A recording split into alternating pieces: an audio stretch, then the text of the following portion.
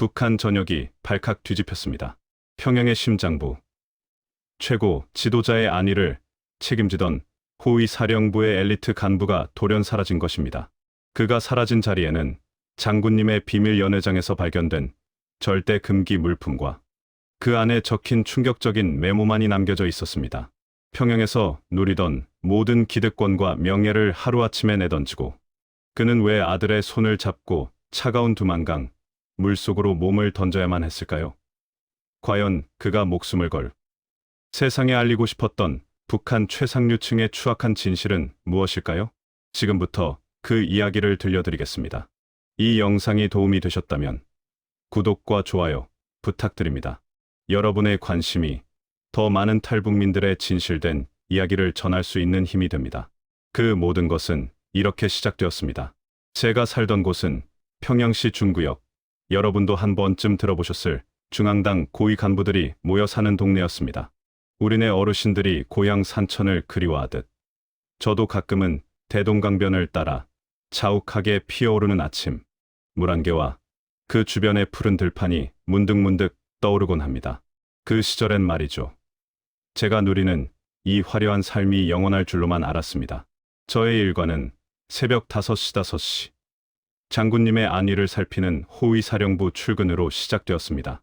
남들 군 줄일 때 우리는 국가에서 나오는 특별 배급으로 하얀 이밥에 고기 반찬을 먹었고, 명절이면 만경대 구역에서 난 귀한 특산물 사과를 하사받기도 했습니다. 우리 세대 어르신들 표현대로라면 팔자가 늘어졌다고 할 만큼 부족함 없는 생활이었지요. 당시 저는 체제를 조금도 의심하지 않았습니다. 매일같이 이어지는 사상 교육 속에서 우리가 세상에서 제일 행복하다는 말을 가슴 깊이 새기며 충성을 다했습니다. 하지만 그 화려한 평양의 불빛 뒤에는 숨막히는 감시가 도사리고 있었습니다. 아무리 고위 간부라 해도 옆집에서 무슨 말을 하는지 다 들여다보는 것처럼 서로가 서로를 감시해야 했고, 집 안에서도 마음 편히 가족과 대화하기가 어려웠습니다. 마치 동네 이장님이 마을의 숟가락 개수까지 다 알고 통제하는 것처럼 당의 지시 없이는 숨조차 마음대로 쉴 수 없는 곳이 바로 그곳이었습니다.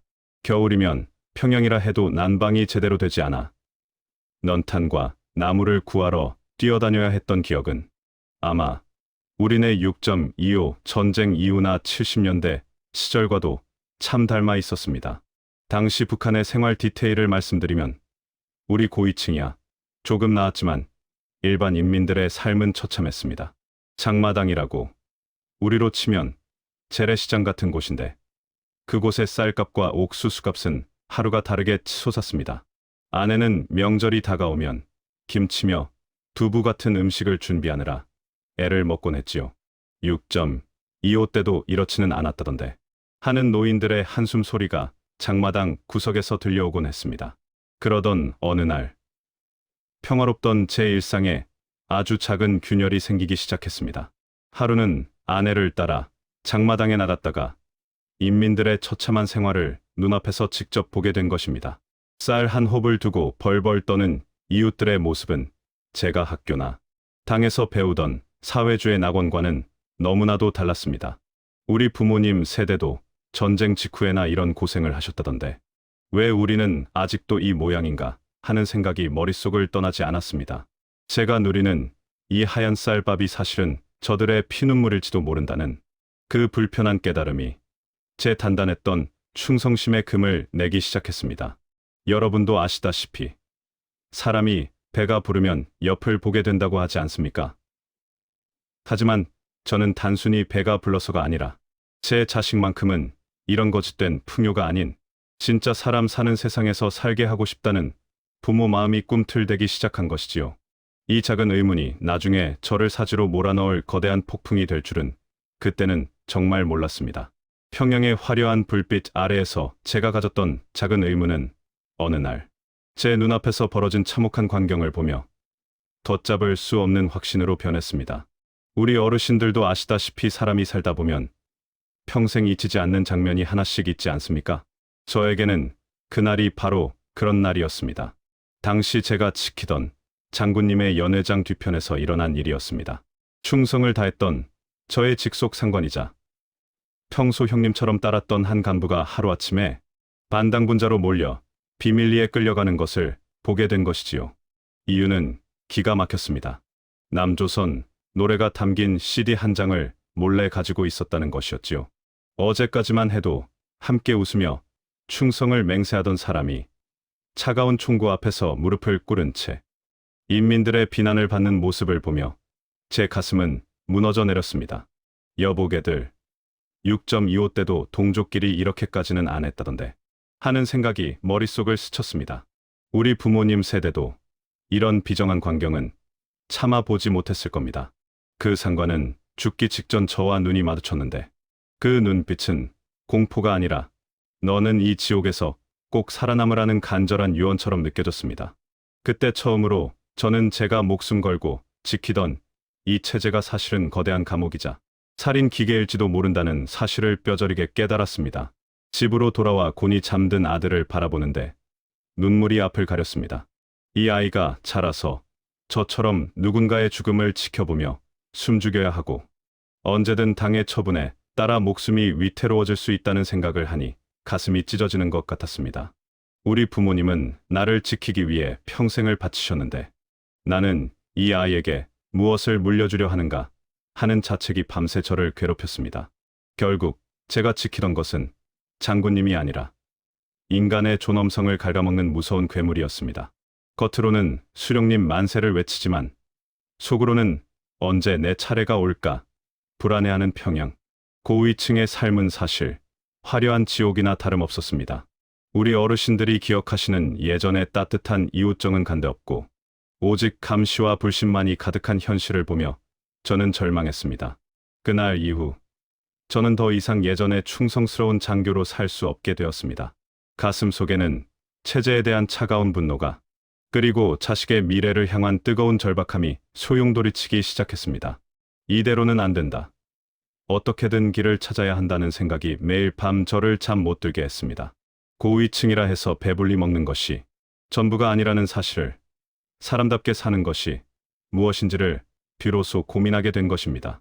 그렇게 속으로만 사귀던 의구심은 머지않아 제 목을 죄어오는 현실의 칼날이 되어 돌아왔습니다. 여러분도 아시다시피 북한이라는 동네는 옆집 숟가락 개수까지 다 들여다보는 곳 아닙니까? 제 마음속에 피어난 작은 균열을 귀신같이 알아챈 것인지 평소 저를 시기하던 경쟁 간부의 감시가 노골적으로 시작되었습니다. 김동무, 요즘 생각이 좀 복잡해 보이네 라는 그 한마디가 마치 저승사자의 부름처럼 들려 밤잠을 설쳐야만 했습니다. 그 무렵 북한의 실상은 그야말로 생지옥이나 다름없었습니다. 평양 고위층인 저조차도 하루 한 끼를 걱정해야 할 정도로 배급 체계가 완전히 무너져 내리고 있었지요. 우리 부모님 세대가 겪은 고난의 행군 때보다 더하면 더했지 못하지 않다는 말이 입 밖으로 나올 뻔한 적이 한두 번이 아니었습니다.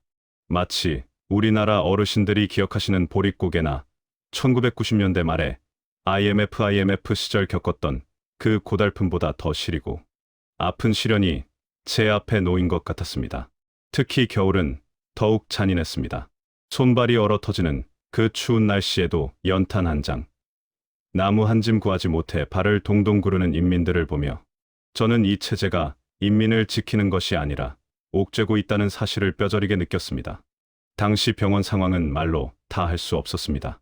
약 한 알 구하는 것이 하늘의 별 따기보다 어려워 가벼운 감기조차 어린아이들과 노인들의 목숨을 앗아가는 현실은 정말 참담했습니다. 제가 지키던 그 화려한 연회장 안의 술잔에는 사실 인민들의 피눈물이 가득 차 있었던 셈이지요. 결정적인 위기는 생각지도 못한 곳에서 터졌습니다. 제가 관리하던 구역의 창고에서 남조선의 생필품과 금지된 물건들이 발견되었는데 보위부 놈들이 이를 제 소행으로 몰아붙이기 시작한 것입니다. 이건 함정이다라고 외치고 싶었지만 북한은 진실보다 당의 판결이 우선인 곳입니다.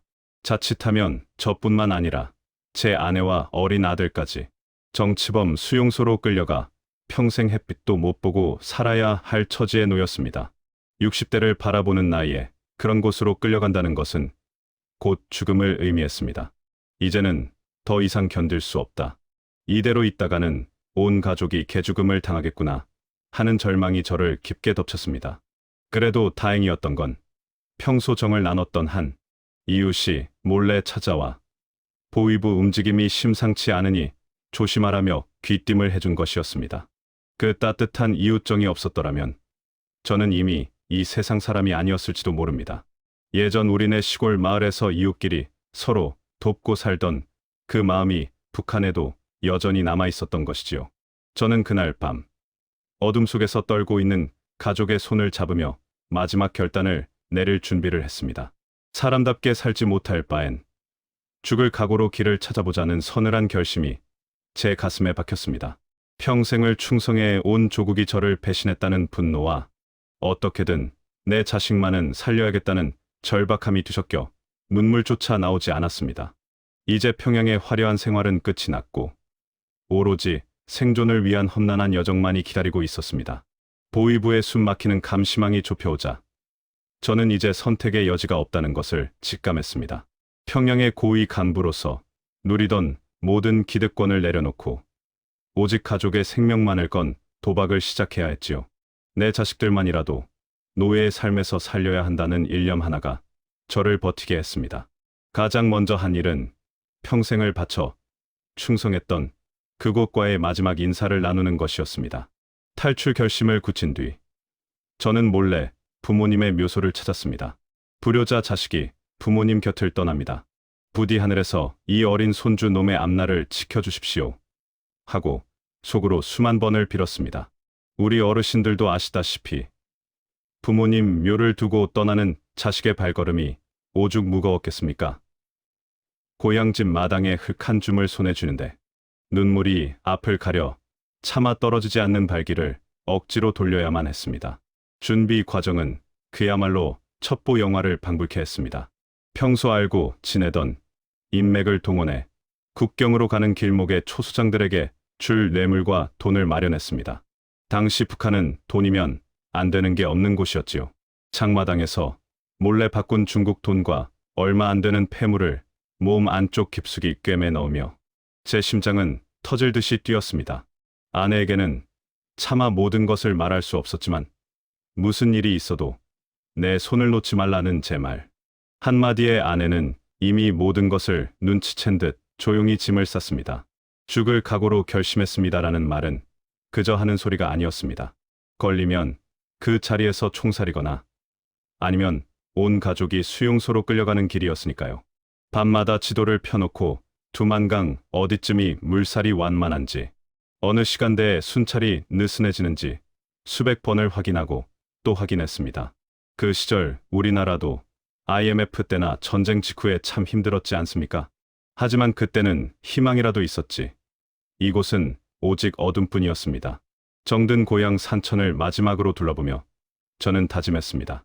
반드시 살아남아 이 아이에게 진짜 자유가 무엇인지 보여주리라는 그 간절한 기도가 그날 밤 평양의 차가운 달빛 아래로 퍼져나갔습니다.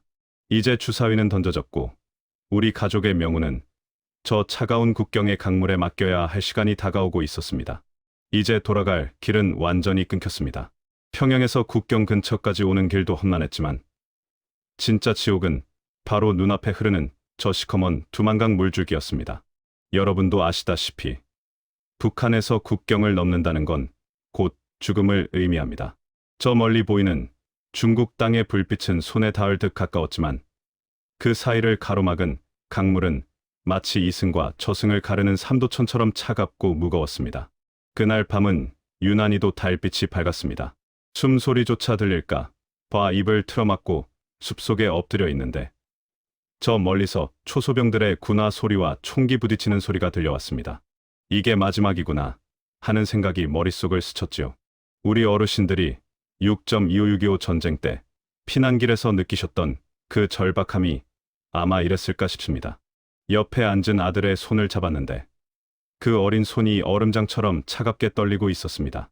아들아, 무서워하지 마라. 아버지만 믿어라. 속으로 수만 번을 되뇌었지만 정작 제 심장은 터질 듯이 뛰고 있었습니다. 드디어 약속한 시간이 되었습니다. 미리 매수해둔 초소원이 신호를 보냈고 저희 가족은 소리 없이 강물로 발을 들였습니다. 계절은 이미 늦가을을 지나 초겨울로 접어들고 있었기에 물살은 살을 애는 듯한 고통으로 다가왔습니다. 무릎을 넘어 허리까지 차오르는 강물의 무게는 마치 수천 근의 쇠사슬처럼 제 다리를 잡아 끌었습니다. 조금만 더 가면 된다며 아내와 아들을 부축하며 나아갔지만 강 중간쯤에 다다랐을 때 갑자기 서치라이트 불빛이 저희 머리 위를 스쳐 지나갔습니다. 순간 심장이 멈추는 줄 알았습니다. 뒤편에서 개 섞어라 하는 고함과 함께 총기 장전 소리가 들려왔지요. 저는 그때 본능적으로 아들을 제 등 뒤로 숨기며 생각했습니다. 차라리 내가 맞고 이 아이만은 건너게 해달라고 말입니다. 우리 부모님들 마음이 다 그렇지 않습니까? 자식 살릴 수만 있다면 목숨 따위는 아깝지 않은 법이지요. 필사적으로 물살을 헤치며 나아가는 그 짧은 몇 분이 마치 수십 년처럼 길게 느껴졌습니다. 발이 드디어 반대편 흙바닥에 닿았을 때 저는 온몸에 힘이 풀려 그대로 주저앉고 말았습니다. 젖은 옷이 얼어붙어 몸은 사시나무 떨듯 떨렸지만 뒤를 돌아보니 저 멀리 평양 쪽 하늘이 보였습니다. 한때는 제가 목숨 걸고 지켰던 그 땅, 부모님의 묘소가 있고 제 청춘이 묻힌 그 고향을 뒤로하고 저는 타국 땅의 차가운 흙을 움켜쥐었습니다. 자유를 향한 첫걸음은 그렇게 피눈물 섞인 강물 위에서 시작되었습니다. 차가운 두만강 물줄기를 간신히 벗어났지만 눈앞에 펼쳐진 중국 땅은 우리가 꿈꾸던 낙원이 아니었습니다. 그곳은 또 다른 거대한 감옥이나 다름없었지요. 우리 어르신들이 예전 전쟁 피난길에 낯선 타향살이하며 겪었던 그 서러움과 눈치를 제가 직접 겪어보니 정말 뼈가 시리도록 아팠습니다. 젖은 옷은 밤바람에 꽁꽁 얼어붙어 살갗을 파고드는데 어디 한 곳 마음 편히 몸을 뉘을 곳이 없었습니다. 가장 무서운 것은 변방대라고 불리는 중국 공안의 감시였습니다. 북한에서 호위사령부 간부로 있을 때는 누군가를 감시하던 제가 이제는 개 짖는 소리 한 번에 가슴이 철렁 내려앉는 도망자 신세가 된 것이죠. 우리 아내와 아들은 배고픔과 추위에 지쳐 눈이 푹 들어갔는데도 혹시나 소리가 새어나갈까봐 입술을 깨물며 신음소리조차 내지 않았습니다. 그 모습을 지켜보는 애비 마음이 오죽했겠습니까? 내가 무슨 짓을 한 건가? 차라리 평양에서 죽는 게 나았을까? 하는 나약한 생각이 들 때마다 저는 아들의 손을 더 꽉 쥐었습니다. 저희 가족은 공안의 눈을 피해 산속 깊은 곳에 버려진 낡은 옥수수 창고에서 며칠을 보냈습니다. 먹을 것이라곤 바닥에 떨어진 마른 옥수수 알갱이뿐이었는데 그걸 입에 넣고 씹으며 이게 사람 사는 건가 싶어 눈물이 왈칵 쏟아지더군요. 그때 문득 우리 부모님 세대가 겪었던 보릿고개 이야기가 떠올랐습니다. 그때는 이보다 더 힘들어도 희망이 있었다는데 우리는 언제쯤 이 어둠이 끝날까 싶어 밤마다 하늘을 보며 기도했습니다.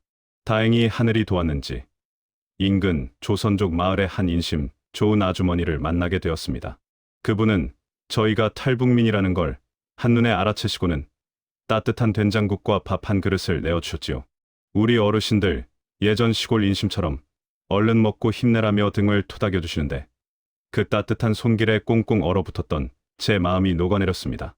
그분은 지금 공안들이 샅샅이 뒤지고 있으니 빨리 남쪽으로 가야 한다며 숨겨진 길을 알려주셨습니다.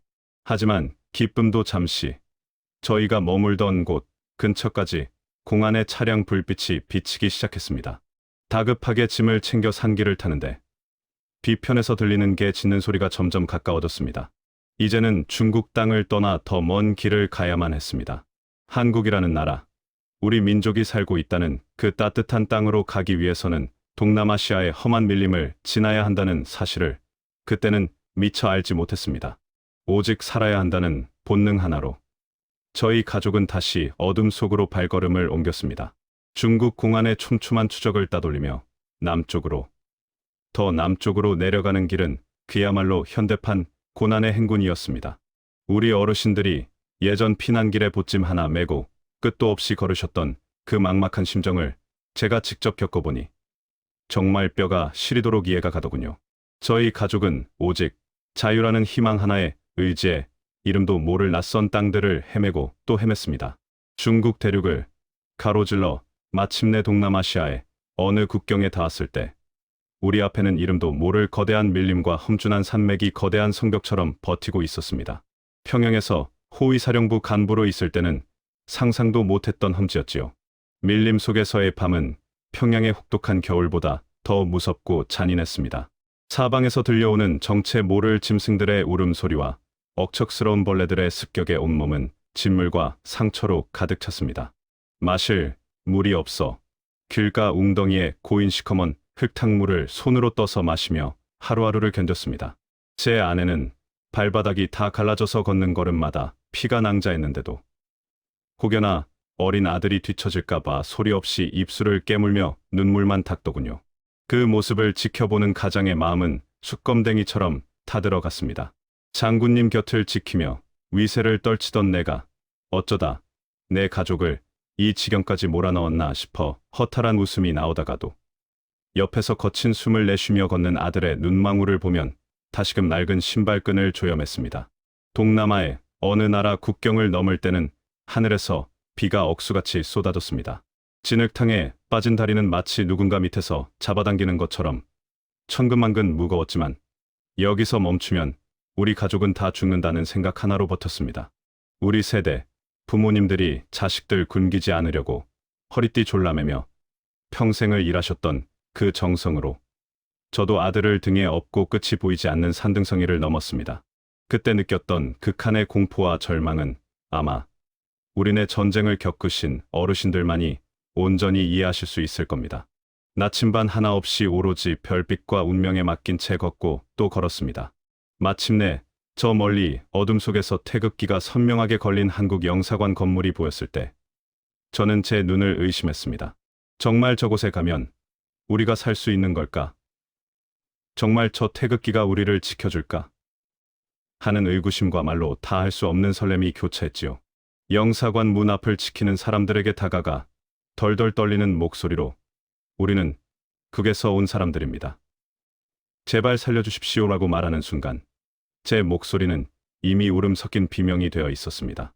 건물 안으로 안내되어 따뜻한 물 한 잔을 건네받았을 때 저는 비로소 참았던 눈물을 터뜨리고 말았습니다.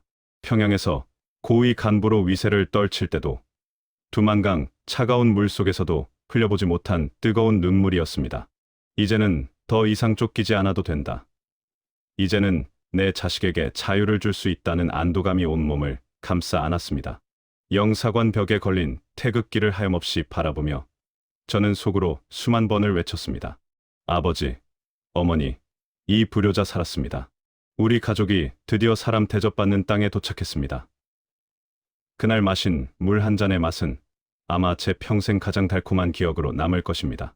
꿈에 그리던 대한민국 땅을 처음 밟았을 때의 그 기분은 아마 우리 어르신들이 전쟁 끝나고 고향 땅에 다시 발을 내디뎠을 때의 감격과 비슷했을 겁니다.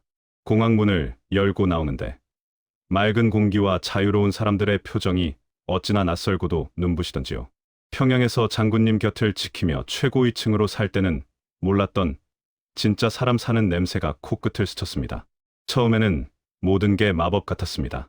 길거리에 스무넷이 내내 불이 켜진 편의점이 있다는 것도, 마트에 가면 산더미처럼 쌓인 물건들을 누구나 자유롭게 살 수 있다는 것도 믿기지 않았지요. 북한에서는 간부들도 구하기 힘든 사탕이며 과자가 여기선 흔하디흔하구나 싶어 마트 한복판에서 한참을 멍하니 서 있기도 했습니다. 말투가 조금 다르고 처음 보는 기계들이 많아 서툴 때도 있었지만 시장 상인분들이 어디서 왔느냐 하며 덤을 얹어주시는 그 따뜻한 정을 느낄 때면 아, 역시 우리는 한 민족이구나 하는 생각에 가슴이 뭉클해지곤 했습니다. 이제 저는 이곳 대한민국에서 평범한 이웃으로 살아가고 있습니다. 호위 사령부의 장교복 대신 편안한 평상복을 입고 아침마다 아들이 학교에 가는 뒷모습을 보는 것이 제 생애 가장 큰 행복입니다. 평양에서 누리던 화려한 기득권은 다 버렸지만 저는 지금이 훨씬 더 부유하다고 느낍니다. 마음 놓고 말할 수 있는 자유, 자식의 미래를 걱정하지 않아도 되는 이 안도감은 그 어떤 금은보화와도 바꿀 수 없는 것이니까요. 하지만 문득문득 북에 두고 온 고향 산천과 형제들이 떠오를 때면 가슴 한구석이 아려옵니다.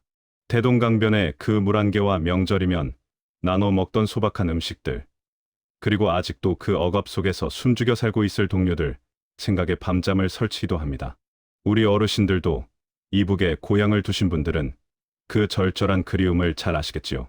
죽기 전에 꼭 한번 우리 아들 손을 잡고 당당하게 고향 땅을 밟아보고 싶은 것이 제 마지막 소원입니다. 여러분, 제가 목숨을 걸고 두만강을 건넌 이유는 대단한 부귀영화 때문이 아니었습니다. 그저 내 자식에게는 거짓이 아닌 진실을 보여주고 싶었고, 노예가 아닌 사람으로 살게 해주고 싶었을 뿐입니다. 부족한 제 이야기를 끝까지 들어주셔서 정말 감사합니다. 우리 세대에는 꼭 남과 북이 하나 되어 저 차가운 강물이 아니라 따뜻한 흙길을 따라 고향에 갈 수 있는 날이 오기를 간절히 기도해 봅니다. 여러분 모두 건강하시고 늘 평안하시길 바랍니다. 재밌게 보셨다면 구독, 좋아요 눌러주세요.